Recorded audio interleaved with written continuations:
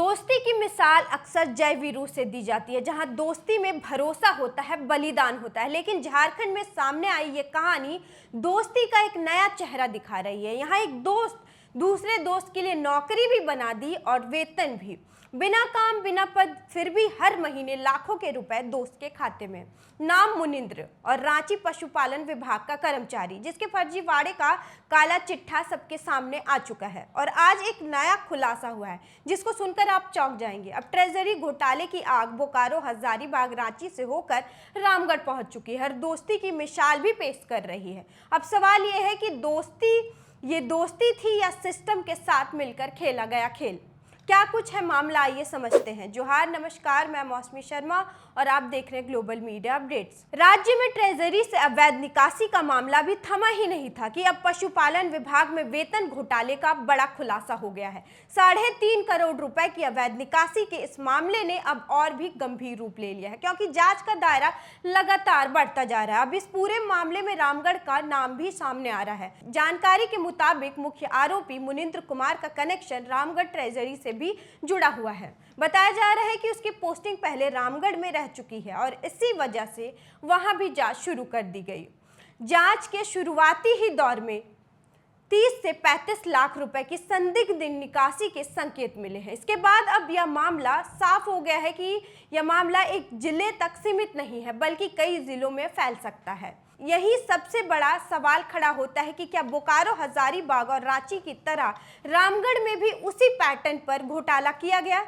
क्या यह सब एक ही नेटवर्क के तहत हो रहा था या अलग अलग जगहों पर एक ही तरीका अपनाकर पैसे निकाले जा रहे थे? इस मामले को गंभीरता से लेते हुए उपायुक्त मंजूनाथ भजंत्री ने रामगढ़ के ट्रेजरी को जांच के निर्देश दिए थे। जांच के दौरान ही जो शुरुआती इनपुट सामने आए, उन्होंने शक और गहरा दिया। अब मुनिंद्र कुमार के खिलाफ रामगढ़ में अलग से प्राथमिकी दर्ज करने की तैयारी की जा रही है। आपको बता दें कि इससे पहले पशुपालन विभाग के institute of animal health and production में वेतन के नाम पर करीब 2 करोड़ 94 लाख रुपए की अवैध निकासी का मामला सामने आया था। इस मामले में मुनिंद्र कुमार को गिरफ्तार किया जा चुका था, जबकि उसके सहयोगी संजीव कुमार अभी भी फरार है। जांच में यह भी सामने आया कि मुनिंद्र कुमार ने अपने वेतन में हेरफेर कर खुद के खाते में जरूरत से ज्यादा पैसे ट्रांसफर किए। इतना ही नहीं, उसने अपने दोस्त संजीव कुमार को भी फर्जी तरीके से कर्मचारी दिखाकर उसके खाते में करीब 1.5 करोड़ रुपए ट्रांसफर कर दिए।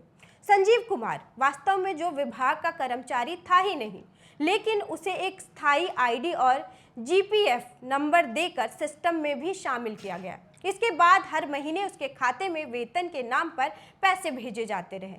यह सवाल उठता है कि आखिर सिस्टम में इतनी बड़ी गड़बड़ी होती रही और किसी को इसकी भनक कैसे नहीं लगी?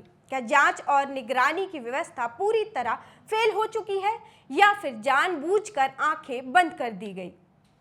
जांच में यह भी पता चला कि मुनिंद्र कुमार का असली वेतन करीब 40 से 50 हजार रुपए था, लेकिन सिस्टम में बदलाव कर वह अपने वेतन को कई लाख रुपए तक बढ़ा देता था। कई बार उसका वेतन 7 लाख रुपए से भी ज्यादा दिखाया गया। इस पूरे खेल को छिपाने के लिए वह हर बार एक नया तरीका अपनाता था ताकि किसी को शक न हो। वह अधिकारियों से जल्दबाजी में साइन कराता था और यह भी कहता था कि अगर देर हो गई तो ट्रेजरी बंद हो जाएगी और किसी को वेतन नहीं मिलेगा। अब जब इस मामले में जांच की गई तो संस्थान के नए निदेशक ने बैंक स्टेटमेंट और दस्तावेजों का मिलान कराया, जिसके बाद इस घोटाले का खुलासा हुआ।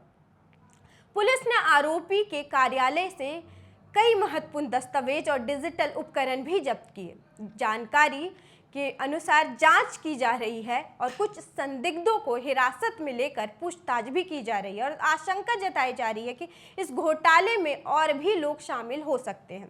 अब इस पूरे मामले को देखा जाए तो एक पैटर्न साफ नजर आता है। पहले बोकारो ट्रेजरी घोटाला सामने आया, फिर हजारीबाग, रांची और अब सामने आ रहा है रामगढ़, और साफ गड़बड़ी के संकेत मिल रहे हैं। इससे यह सवाल और मजबूत हो जाता है कि क्या यह पूरा मामला एक संगठित नेटवर्क के हिसाब से चल रहा था? क्या अलग अलग जिलों में एक ही तरीके से सरकारी पैसे की निकासी की जा रही थी? सरकार ने इस मामले को गंभीरता से लेते हुए एक हाई लेवल कमेटी का गठन किया है, जिसकी अगुवाई वरिष्ठ आईएएस अधिकारी अमिताभ कौशल करेंगे। इस कमेटी में वित्तीय विशेषज्ञ भी शामिल होंगे जो पूरे सिस्टम की जांच करेंगे। इसके बाद ही मुख्यमंत्री हेमंत सोरेन ने इस मामले की आपराधिक जांच की सीआईडी को सौंपने की मंजूरी दे दी है। सीआईडी अब पूरे इस मामले में शामिल होकर लोगों की पहचान करेगी और उसमें वित्तीय लेन देन की भी जांच करेगी। वित्त विभाग ने राज्य के सभी 33 ट्रेजरी की जांच कराने की सिफारिश की है। इसका उद्देश्य यह है कि